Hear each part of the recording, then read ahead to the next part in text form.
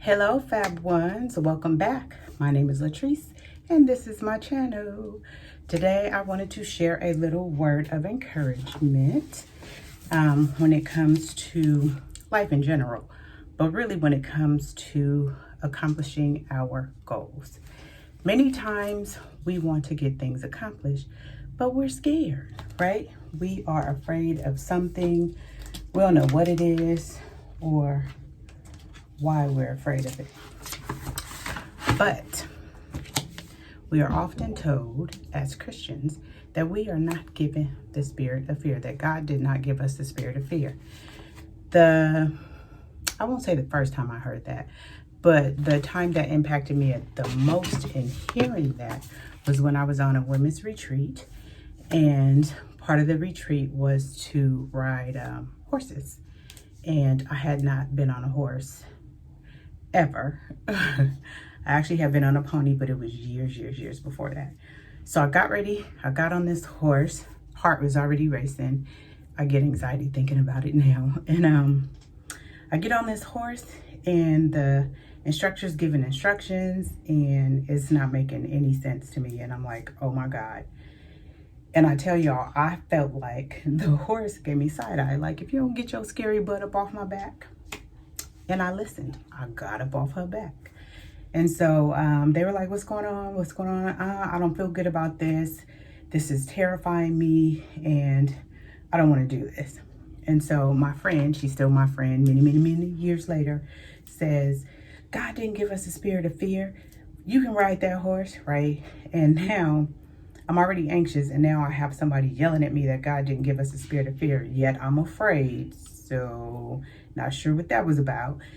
And I said, but he also gave me common sense. And right now I'm not supposed to be on this horse. So I'm going on about my merry little way.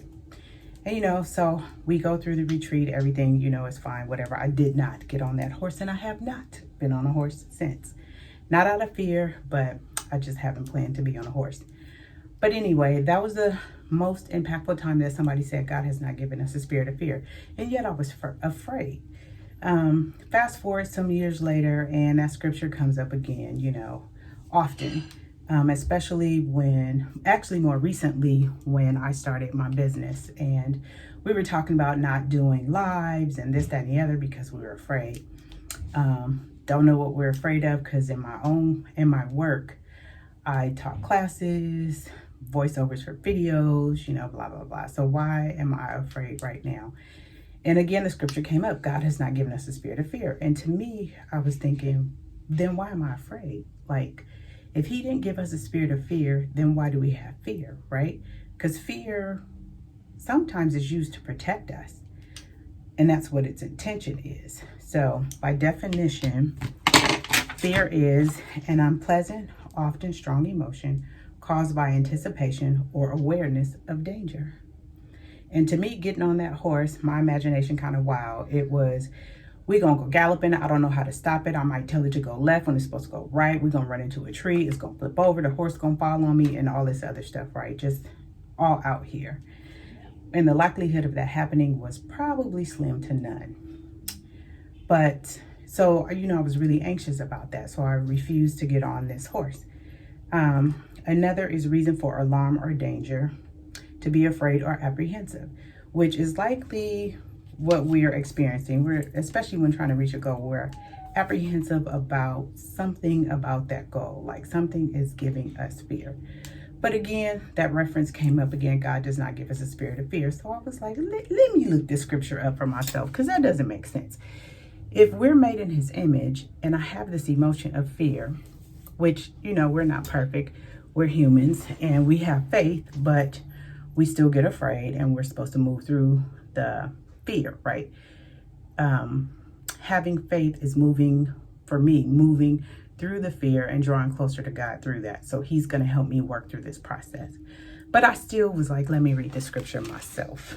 And what it says, a little backstory. Paul is, addressing Timothy in this, and he's encouraging him with this scripture, or with this dialogue. It's broken down in scripture for us, or verses.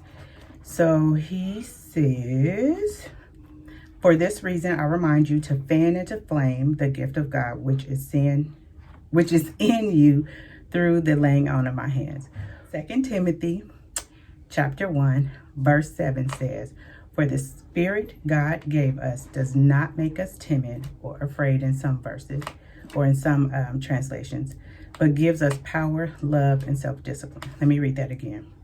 For the Spirit God gave us does not make us timid, but gives us power, love, and self-discipline.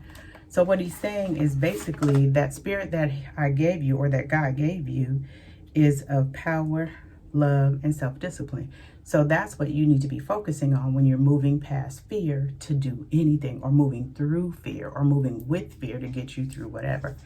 Anytime we are afraid and we go through it anyway, by the time we get to the other side, we realize that what we were afraid of is not really a real thing.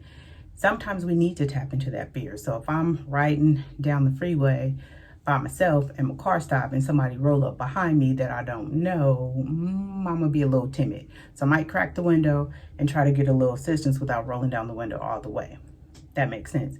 Me not getting on the horse might make a little sense.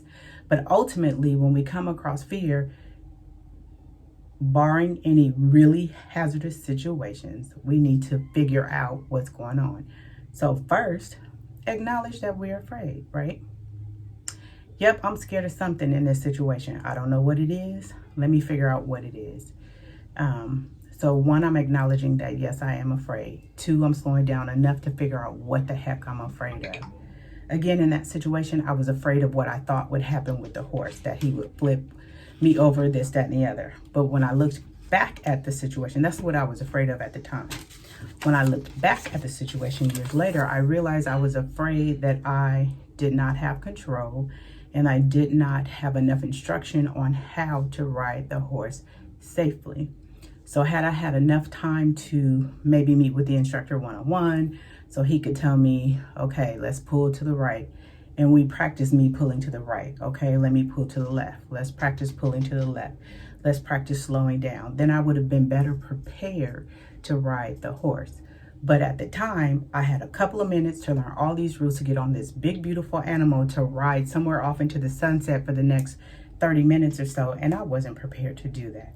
And so I let the anxiety and the fear overtake my rational ability, plus somebody else in my ear stop me from an opportunity to do something. And it was a spirit in the moment of praising God, to be out riding this beautiful animal, taking a walk around the land to see all the beautiful and glorious things around the campsite where we were, the retreat site. But the same rules still applied. Anytime I want to do a new thing, so I want to write a children's book, or I want to start a business, or I want to buy a house, the first thing we feel is fear or anxiety. I need to speak in front of a large group of people. All of that anxiety comes up. Most of the time we don't think about it, especially when you're at work. You work through it because you got to, right? They're paying you to work through it, so you do. But no matter what it is, even though God did not give you this spirit to be timid, but of power, love, and self-discipline, he also gave you common sense. So that means to slow down, recognize that you are afraid, own it. I was scared to do videos. Why? I don't know. I can always pause it, stop, rewind, all of that. But what it really was the fear of a whole bunch of people seeing me and me maybe stumbling. But at the end of the day, I had to recognize, one, that I was afraid, two, slow down and figure out what I was afraid of, and three, prepare myself so that when I got ready to tackle whatever that thing was I was afraid of, that I can actually do the thing to the best of my ability, and recognizing as a bonus that even if I stumble, no big deal. Plenty of people stumble, right? A lot of people look to Beyonce. She get up there, do her thing, she fall, hop up, and keep on going. She stumbles in front of millions of people, but it doesn't stop her. Is she afraid? I'm sure she was afraid of the first few hundred times she got up there. The biggest, wisest, most knowledgeable person, each and every one of us, even the smallest kid, sometimes feels afraid, and that's okay. because that is a part of who we are as humans. But again, we need to overcome by recognizing that we are afraid, acknowledging that we are afraid. 2, by taking the time to figure out what we're afraid of. And 3, preparing ourselves so that we can move through or move with the fear and do the thing anyway. I hope this was helpful to you all. I hope you are encouraged to do whatever that thing is, to reach whatever goal that is. Let me know in the comments whatever your goal is for the week, month, the rest of the year, 6 months. Pick a goal, just share. And maybe we can talk about how you can overcome fear, how I can walk with you as you walk through it with fear to accomplish that goal. Again, my name is Latrice, and I'll see y'all all next time. Bye.